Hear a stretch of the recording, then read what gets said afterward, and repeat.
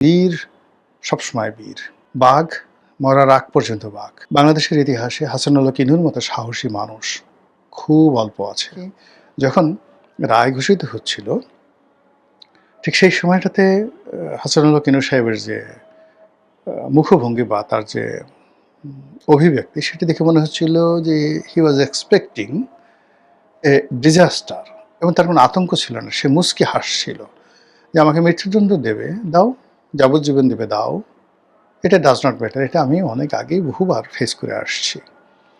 কিন্তু যেই মুহূর্তে তাকে 10 বছরের কারাদণ্ড দেওয়া হলো, সে অনেকটা চমকিত হয়ে গেলেন যে হাউ ইট ইজ পসিবল।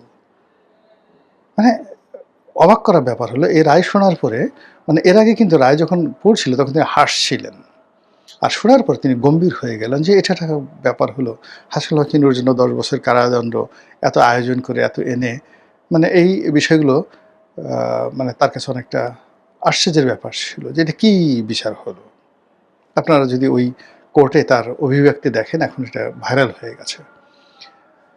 দ্বিতীয়ত হলো তাকে যখন কোর্টে ঢুকানো হচ্ছিল অথবা কোর্ট থেকে বের করা হচ্ছিল যে কোনো একটা সময়টিতে, তিনি মুক্ত বিহঙ্গের মতো সফেদ পাঞ্জাবি পরে যাচ্ছিলেন। এর আগে বেশ কয়েকবার তাকে হ্যান্ডকাপ পরে ঢুকানো হয়েছে, আবার কখন হ্যান্ডকাপ না লাগিয়েও তাকে জাস্ট পিছনে হাত দুটো তিনি অনেকটা তার হ্যান্ডকাপ পরানো আছে এরকম একটা অভিনয় করে তিনি গাড়ি থেকে নেমেছেন, প্রিজন ব্যাংক থেকে আবার গাড়িতে উঠেছেন, যেন মনে হয় যেন তিনি ওইভাবে আছেন, এটা জনরসকে উপেক্ষা করে। কিন্তু সাম্প্রতিক সময় দেখা যাচ্ছে যে এখানে যারাই আসছেন মোরলেস সবারই এই হ্যান্ডকাপ থাকছে না, হাতে গোনা 2-1 জন আছে তাদের হ্যান্ডকাপ পরানো হয়, আর সবাইকে হ্যান্ডকাপ খুলে দেওয়া হয়েছে। এটা লোয়ার আদালতেও, নিম্ন আদালতেও এবং এরকম আইসিটি কোর্টে একই অবস্থা তৈরি করা হচ্ছে। তো আজকে তিনি এইভাবে হেলে দুলে আসছিলেন, আর এমন সময়টিতে একজন পুলিশ কর্মকর্তা তার হাত ধরার চেষ্টা করছিলেন।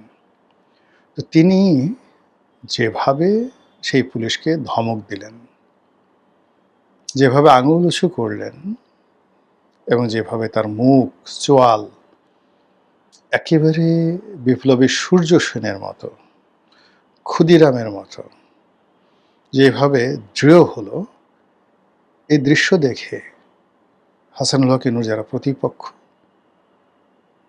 তারপর এই বিপ্লবের যারা পক্ষ, আওয়ামী লীগের যারা পক্ষ, তাদের মধ্যে যে কি পরস্পর বিরোধী একটা প্রতিক্রিয়া তৈরি হয়েছে এটা বলার মতো না।